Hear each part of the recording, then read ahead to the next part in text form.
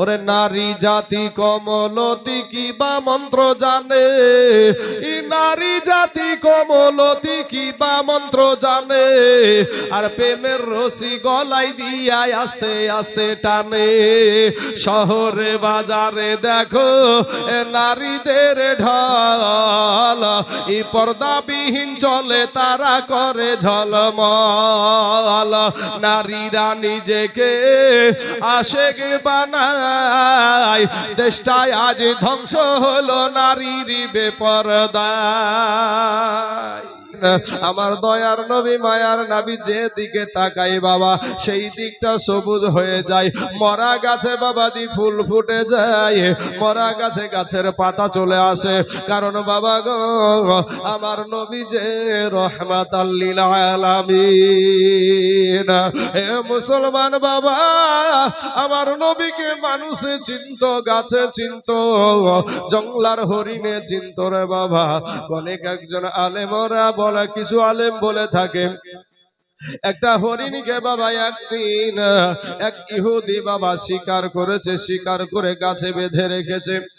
এমন সময়তে ওই পথ দিয়ে আপনার নবী আমার নবী চলে যাচ্ছে বাবা।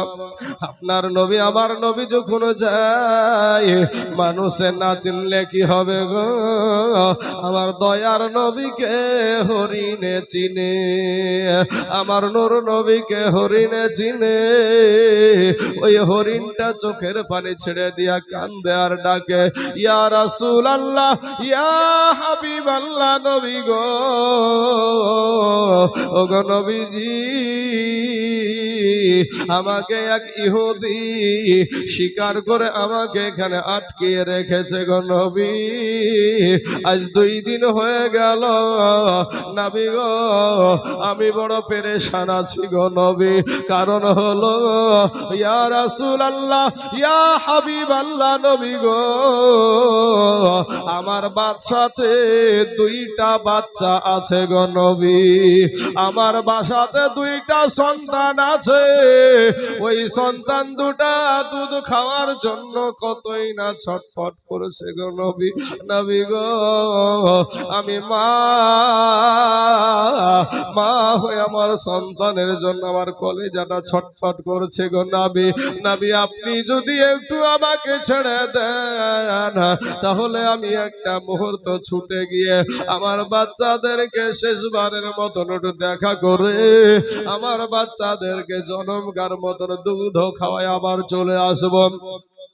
আমার নবী ইহুদিকে ডাক দিয়ে বলে, ইহুদি ভাই, ও ইহুদি ভাই, তুমি যে এই হরিণটাকে বেঁধে রেখেছো ভাই, তাহলে একটা কথা বলি শোনো গো ভাই, এই হরিণটাকে কিছুক্ষণের জন্য ছেড়ে দাও। এই হরিণটা জঙ্গলাতে গিয়ে আবার ফিরে চলে আসবে। তার 2টা বাচ্চা বাসার ভিতরে রেখে এসেছে, বাচ্চাগুলা দুধ বিহনে কত কষ্ট পাচ্ছে, মায়ের জান মানে না, মায়ের মন মানে না রে ইহুদি। ইহুদি একটা ডাক দিয়ে বলেন, আগে শুনেছিলাম আব্দুল্লাহর বেটা মুহাম্মদ, শুনেছিলাম নাকি পাগল, আজকে দেখিলাম সত্যি সত্যি পাগল। জোরে বলেন নাউজুবিল্লাহ। কারণ হলো ওই ইহুদি বলতেছে, একটা জঙ্গলার চৌপায়া জানোয়ার হরিণ যদি ছেড়ে দেওয়া হয়, সেই হরিণ কি আবার ফিরে আসে নাকি? এটা পাগল ছাড়া কেউ বলতে পারে না। কিন্তু আমার দয়ার নবীকে তো সে চিনে না, আমার রহমাতাল লিল আলামিন নবীকে তো ওই ইহুদি চিনে না। ইহুদিকে ডাক দিয়ে বলে, ইহুদি ভাই শোনো গো, এই আজকে তুমি ছাগল হরিণটা এখান থেকে ছেড়ে দাও। যদি তুমি হরিণ ফিরে না আসে, আমি মুহাম্মাদের গলাতে তুমি ছুরি চালাবে। ইহুদি চিন্তা করছে, অনেক চেষ্টা করে একে কেউ ধ্বংস করতে পারে নাই, কেউকে বিলীন করতে পারে নাই। আজ যখন নিজে হাতে ধরা দিয়েছে, এই সুযোগ আর ছাড়বো না। বাবা গো, আমার নবীকে আটকে রেখে ওই হরিণটাকে ছেড়ে দিয়েছে বাবা। এইদিকে হরিণ হরিণ একটা দৌড় দিয়া বাবা দুইটা বাচ্চার কাছে গিয়া হাজির। বাচ্চা দুটাকে গিয়ে বলছে, ওরে আমার সোনামণিরা, ওরে আমার কলেজার টুকরা, ওরে আমার সোনার দলারা, আয় আয় তাড়াতাড়ি করে আমার দুগ্ধ পান কর তোরা। জনমকার মতন শেষবারের মতো মায়ের দুগ্ধ পান করে নে রে বাবা। ও সোনামণিরা, জনমকার মতন মাকে দেখে নে। এবার ওই হরিণের বাচ্চাগুলা বলে, মা গো, আজ 2 দিন হয়ে গেল গো মা, আমাদের কাছে তুমি ফিরে আসো নাই, বিষয়টা কি, ব্যাপারটা কি? এবার মা হরিণটা ডাক দিয়ে বলে, ওরে আমার সোনামণি ধনেরা, আজকে আমাকে এক ইহুদি শিকার করে আমাকে আটকে রেখেছিল। ওরে বাচ্চা, দেরি করিস না, আমাকে ফিরে যেতে হবে। বলে, মা গো, তাহলে কেন ফিরে যেতে হবে? বলে, আমি যে রহমাতাল লিল আলামিনের হাতে দড়ি পরালছি রে। ওই বাচ্চা দুটা বলে, মা গো, ও গো মা, আগে জানতাম মায়ের মতন আপন কেহ নাই। মা গো, তুমি এমন খারাপ মা গো, আজকে তোমার স্বার্থের জন্য আমার দয়ার নবীর হাতে দড়ি পরায় আসো মা, মরে যাই যাব গো মা, এরপরেও তোমার দুগ্ধ পান করব না। আগে আমার নবীজির দড়ি খুলতে যাই। এবার বাবাজি একটি হরিণ শিকার করেছিল ওই ইহুদি, কিন্তু বাবারে আরো 2টা বেড়ে গেল, 3টা হরিণ আপনার ছুটে চলে এসেছে। যখন চলে এসেছে, আমার নবী একটা ডাক দিয়ে বলে, ইহুদি ভাই রে, একটা হরিণ ছেড়েছিল, এখন 3টা এসেছে, বলো তুমি হরিণ চাও না নবী চাও? ইহুদি বিশ্বাস করে নিল যে হরিণে ইনাকে চিনে, ইনি কোনোদিন আমাদের মতো সাধারণ মানুষ হতে পারে না, ইনি পাগল হতে পারে না, নিশ্চয় ইনি হলেন আল্লাহ রাসূল। সঙ্গে সঙ্গে ডাক দিয়ে বলে, ইয়া রাসূল আল্লাহ, ইয়া হাবিব আল্লাহ, নবী গো, ও গো নবীজি, আমার হরিণ চাই না গো নবী, আমি রহমাতাল লিল আলামিনের কদম চাই। জোরে বলেন সুবহানাল্লাহ। কালেমা পড়ে মুসলমান হয়ে গেল। এ বাবাজির, আমার সোনা মানিকেরা, আমার নবীকে হরিণে চিনে গো, আমার নবীকে বাঘে চিনে, জীব জানোয়ারে চিনে। এ বাবাজিরা, এ সোনা মানিকেরা, আমার নবীকে ওই আলেম ব্যক্তিটা, শিক্ষিত ব্যক্তিটা বলছে যে, দেখো তোমাদের ওই দেশে যদি তোমরা যাও, ইনাকে দেখে চিনে ফেলবে, ইনি সাধারণ কোনো মানুষ না, ইনি হইলেন আখিরি জামানার নবী, ইনি হলেন আখিরি জামানার নবী, ইনাকে দুনিয়াতে বাঁচতে দেবে না। বাবারে, খাদেজার যত বাবাজি মানুষ ছিল, সবগুলা গিয়ে ওই মুসরা শহরে ব্যবসা করে বাবা আগে যা লাভ করেছে তার চাইতে ডবল লাভ এবার হয়েছে। এর মধ্যে ওদের বাবা ব্যবসার মধ্যে একটা নিয়ম ছিল। কি নিয়ম? যে ব্যবসার যত মানুষগুলা আস্তে আস্তে যাবে, আগে একজন ব্যক্তিকে পাঠিয়ে দিবে, যা গিয়ে খবরটা দেগা তাদের ব্যবসা হয়েছে, ভালো হয়েছে, তারা নিরাপদের সহিত বাড়ি আসছে। এইদিকে বাবা মা খাদিজাতুল কুবরা রাদিয়াল্লাহু তাআলা আনহা একটা স্বপ্ন দেখেছে। বাবা, কি স্বপ্ন দেখেছে? উনি দেখছে যে আপনার আসমানের চাঁদ যেন ওনার আঙ্গিনায় প্রবেশ করছে। জোরে বলেন সুবহানাল্লাহ। এরকম আশ্চর্য একটা বাবা যখন স্বপ্ন দেখেছে, খাদিজা চিন্তা করেছে, আমি এরকম স্বপ্ন কেন দেখলাম? কার কাছে জানি? বিজ্ঞ একটা মানুষের কাছে গিয়ে বলে, চাচা গো, ও গো চাচা, আমি তো এরকম একটা স্বপ্ন দেখলাম গো চাচা, এর বিষয়টা কি, ব্যাপারটা কি গো চাচা, কারণটা কি?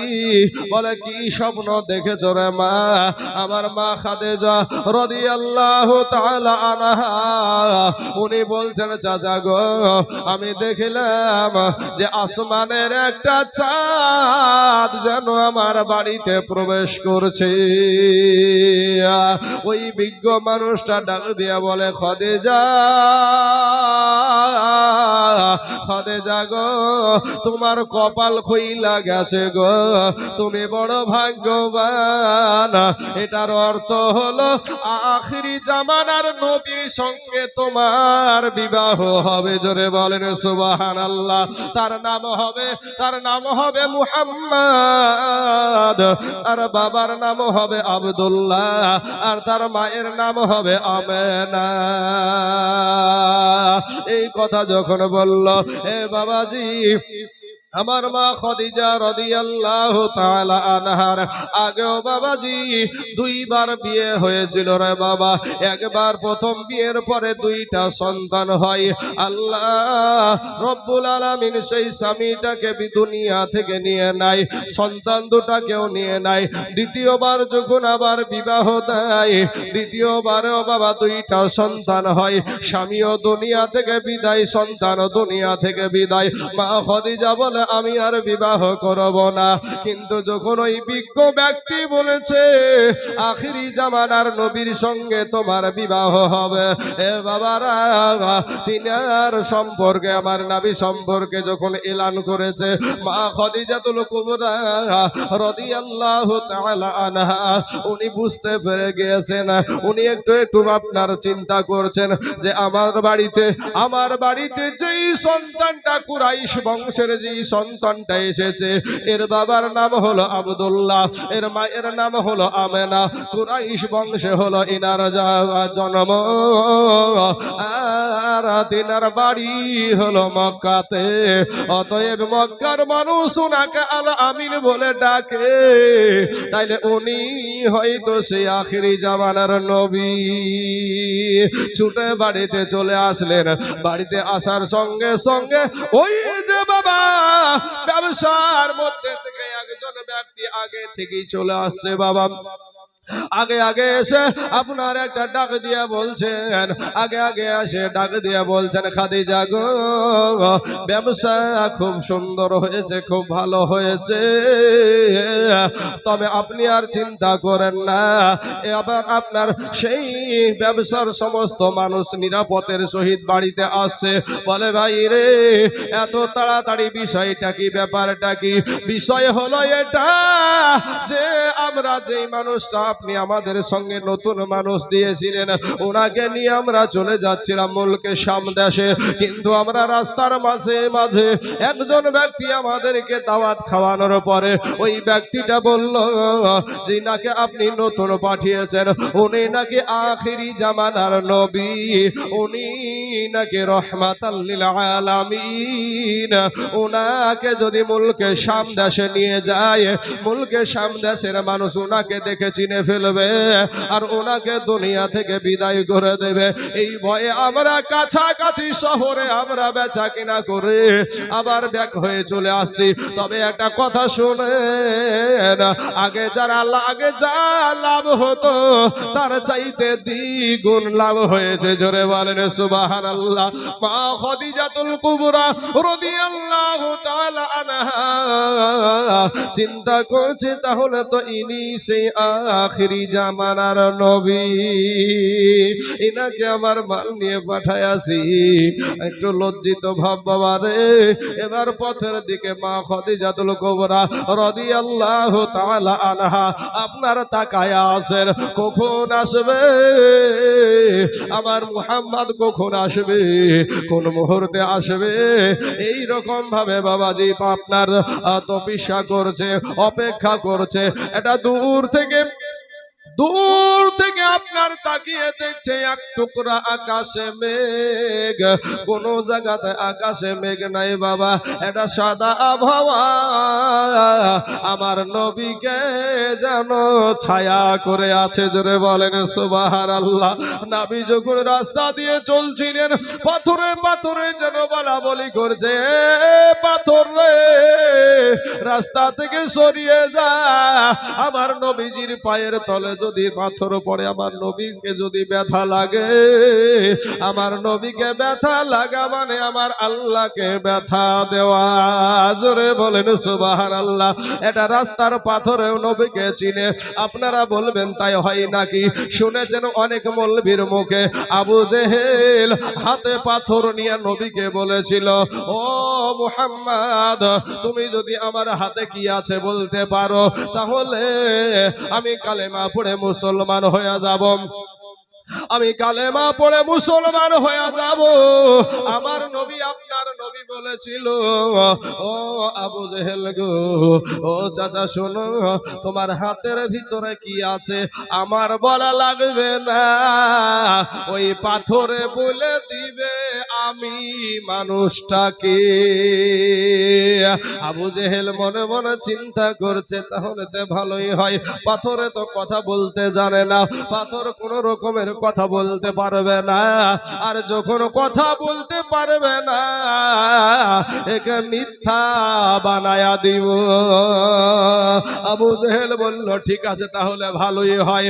অমনি বাবাজি আমার নবী যখন ইশারা করলেন, পাথর যেন বলে উঠল, লা ইলাহা ইল্লাল্লাহ, লা ইলাহা ইল্লাল্লাহ, লা ইলাহা ইল্লাল্লাহ মুহাম্মাদুর রাসূলুল্লাহ।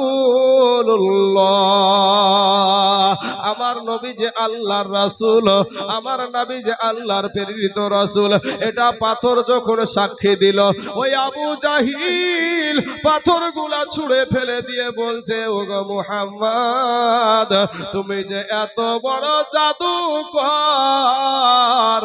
আমি আগে জানতাম না। জোরে বলেন নাউজুবিল্লাহ। আমার নবীজি জাদুকর ছিল না রে বাবা, আমার নবীজি জাদুকর ছিল না, আমার নবী ছিলেন বাবা রহমতে ভরা। আল্লাহুম্মা সাল্লি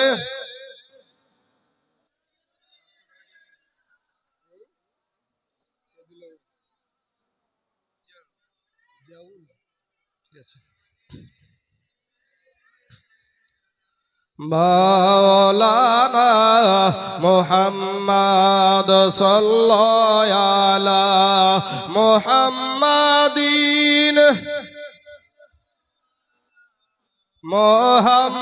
মোহাম্মদ হরদম জবান পাক নবী মোহাম্মদ হরদম জবান সে নিকালো শাফি সাল্লাল্লাহু আলাইহি ওয়াসাল্লাম। জিয়াউল ভাই আমার 700 খান টাকা দিয়েছে মাহফিলের জন্য।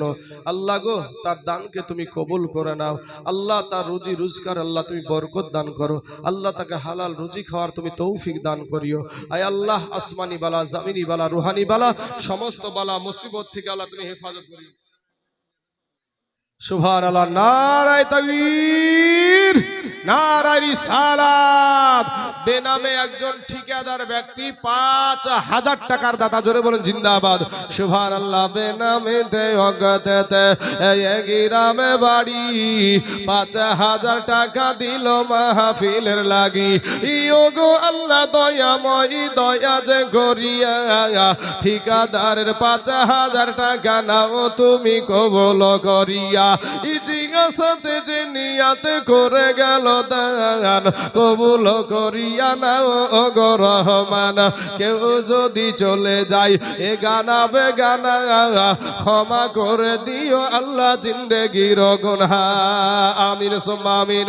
এ বাবাজির আমার ভাই জানেরা, দিলখানা নরম করে দেন। নবীর জন্য কতটা ত্যাগ আপনার স্বীকার করছে এই খাদিজাতুল কুবরা রাদিয়াল্লাহু তাআলা আনহা। দেখুন বাবা, দেখে এক টুকরা মেঘে আমার নবীকে বাবা ছায়া করে আছে। নবীকে রোদ লাগে না, কারণ আমার আল্লাহর হাবিবকে আমার আল্লাহ কষ্ট দিবে না রে বাবা। সোনাবানি যখন আমার নবী আসলেন বাড়িতে, আসার পর সব যখন হিসাব আপনার চুকিয়ে দিলেন, হিসাব যখন বুঝিয়ে দিলেন, আমার নবীজির যতটুকু বাবাজি মাইনা, ওই মাইনাটার চাইতে মা খাদিজাতুল কুবরা বেশি দিলেন। এবার নিজের একটা দাসীকে ডাক দিয়ে বলছে, দাসী রে, ওরে দাসী, মুহাম্মদ যাওয়ার আগে একটা বার আমার কথাটা ওকে জানায়া দে, আমার মনের কথাটা, আমার মনের তামান্নাটা একটু জানায়া দে। বলে কি তামান্না আপনার? আমি খাদিজা মুহাম্মদকে বিয়ে করতে চাই, তার মতামতটা একটু জানা। একটা দাসী একটা ডাক দিয়ে বলে, খাদিজা, তোমাকে বিবাহ করার জন্য কত রাজা বাদশার ছেলে পাগল হয়ে আছে, কত ধনী ব্যক্তিরা পাগল হয়ে আছে, তুমি বিবাহ করতে রাজি না। আর যার বাবা দুনিয়াতে বেঁচে নাই, যার মা দুনিয়াতে বেঁচে নাই, যার এক কাঠা জমি নাই, চাচার বাড়িতে লালিত পালিত হয়, আর তাকে আপনি বিয়ে করতে চাইছেন, আপনি কি মুখ দেখাতে পারবেন? এ বাবারা, মা খাদিজাতুল কুবরা ডাক দিয়ে বলে, ও দাসী রে, আমি যা জানি তোরা তা জানিস না, যা যা মুহাম্মদকে একটু বিয়ের প্রস্তাবটা দিয়ে দেখ। এবার বাবা গো আমার নবীজির কাছে গিয়ে বলছে, মুহাম্মদ একটু হাসি দাও, তুমি একটু হাসি দিলে আমি শান্তি পাবো। বলে, শোনো গো, আমার দুনিয়ার জমিনে মা নাই, বাবা নাই, আমার দুনিয়ার জমিনে মা নাই, আমার দুনিয়ার জমিনে বাবা নাই, আমার মুখের হাসি। ও দাসী, কি বলতে চাও বলো? দাসী একটা ডাক দিয়া বলছে, মুহাম্মদ, তুমি যদি একটু হাসি দিতা মনে শান্তি পেতাম। এই মক্কার ভিতরে সব চাইতে যে ধনী ব্যক্তি, তার নাম হলো খাদিজা। সেই খাদিজা তোমাকে বিবাহ করতে চায়, তোমাকে বিবাহ করতে চায়। আমার নূর নবী, আমার দয়ার নবী বলল, জগদাসী শোনো, আমার মা নাই, বাবা নাই ঠিকই, কিন্তু আমার গার্জেন এখন আপাতত একজন আছে, যার হাতে আমার দাদা আমাকে তুলে দিয়ে গেছে। আমার দাদা, আমার চাচা আবু তালিবের কাছে জানতে হবে, তিনি যদি মত দেন তবে হবে, নচয়তো হবে না। এ মুসলমান বাবার, আমার ভাই জানের, আমার মা খালা শুনে জানাজ রাতের বেলা বাবা নবী আমার চলে গেলেন, নবী চুপ হয়ে আছেন। এদিকে মা খাদিজার মন মানে না, কারণ নবীজির বিবি হওয়ার স্বাদ কতই না রে বাবা। ও বাবা গো, নবীজির বিবি হওয়ার জন্য পাগল হয়ে গেছে। আজকে বাবাজি বকাটা ছেলের পিছনে মেয়েরা দৌড়ায়, এটা ভালো মানুষ তারা চিনতে পারে না, আল্লাহওয়ালা মানুষকে পছন্দ হয় না, আল্লাহওয়ালা মানুষদের পিছনে দৌড়ায় না। আজকে যত বকটা ছেলে তাদের সাথে ঘোরাঘুরি করে, তাদের সাথে বাবাজি আড্ডা দেয়, তাদের সাথে ফোনে টাইম দেয়, ফোনে যত অনেক রকমের খারাপ গল্পতে মেতে থাকে। আমি বলবো, মা, ওরে আমার কলেজার টুকরা বোন, ফিরে সরে বোন, ফিরে এসো, তওবা করে আল্লাহর কাছে ক্ষমা চাও। তোমার চেহারা কাউকে দেখানো দরকার নাই রে বোন, তোমার চেহারাটা মানুষকে দেখায় পাগল করার কোনো প্রয়োজন নাই। তোমার যে সব চাইতে নিজের হবে, যেটা সম্পর্কে আমার আল্লাহ কোরআনে বলেছেন, হুন্না লিবাসুল্লাকুম ওয়া আনতুম লিবাসুল্লাহুন্না। স্ত্রী হলো স্বামীর পোশাক, স্বামী হলো স্ত্রীর পোশাক। তোমার যাকে যেই ব্যক্তিটা তোমার হক, আর তোমার প্রতি তার যা হক আছে, সেইটা তুমি ঠিক রাখো রে বোন। তোমাকে পছন্দ মানুষকে চেহারা দেখিয়ে পাগল করার দরকার হবে না। আমার আল্লাহ তোমার কাছে তাকে পৌঁছায়া দিবে। কথা বলেন ঠিক না বে ঠিক? আল্লাহ পৌঁছায়া দিবে রে বোন, তুমি আল্লাহর পরে ভরসা করো না বোন। আমি তাইজুল ইসলাম বুঝলাম আমিও মেয়ের বাবা, আমার মেয়ে তো বেপরদায় ঘুরতে দিই না, আমার মেয়ে তো বেপরদা হয়ে বেড়ায় না, এরপরও বাবাজি বিয়ের আমি শেষ করতে পারি না, আমার মেয়েও বিয়ের উপযুক্ত বাবা, বয়স এখনো বুঝে নাই, 18 বছর এখনো হয় নাই, এর আগেই বাবা লাইন লেগে যায়, বোঝা যায় যে মানুষকে নিজের দেহ দেখায়া পাগল করলি যে মানুষ দেখতে চিনতে পারবে তা না, আমার আল্লাহ তার কাছে সঠিক পুরুষটাকে পৌঁছায়া দিবে। জোরে বলেন সুবহানাল্লাহ। বোন, আপনি যদি ভাবেন যে আপনি চতুর্দিকে টাঙ্কি খেলে বেড়াবেন, তারপর একটা ভালো স্বামীর আশা করবেন, কোনোদিন হবে না।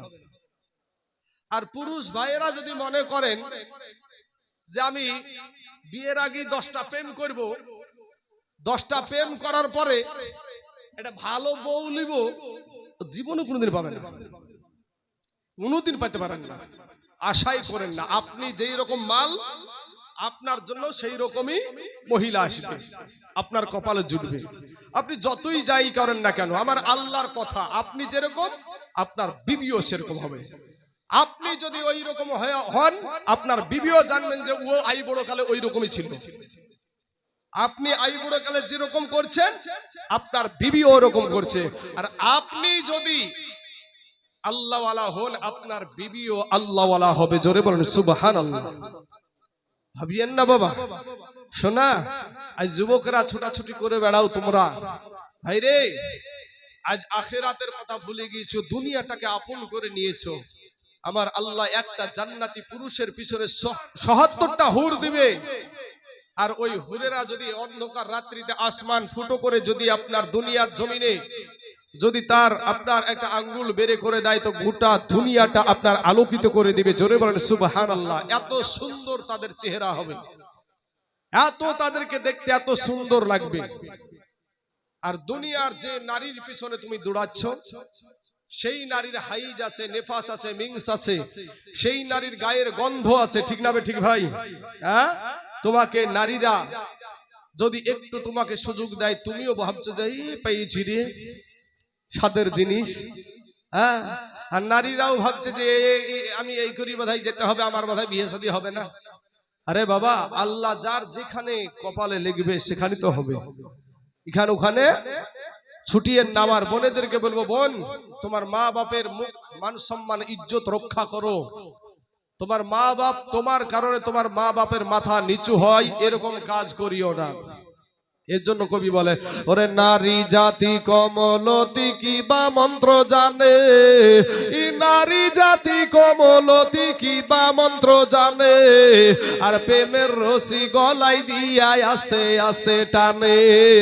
শহরে বাজারে দেখো নারীদের ঢল, ই পর্দাবিহীন চলে তারা করে ঝলমল। নারীরা নিজেকে আশেক বানায়, দেশটায় আজ ধ্বংস হলো নারীর বেপরদায়।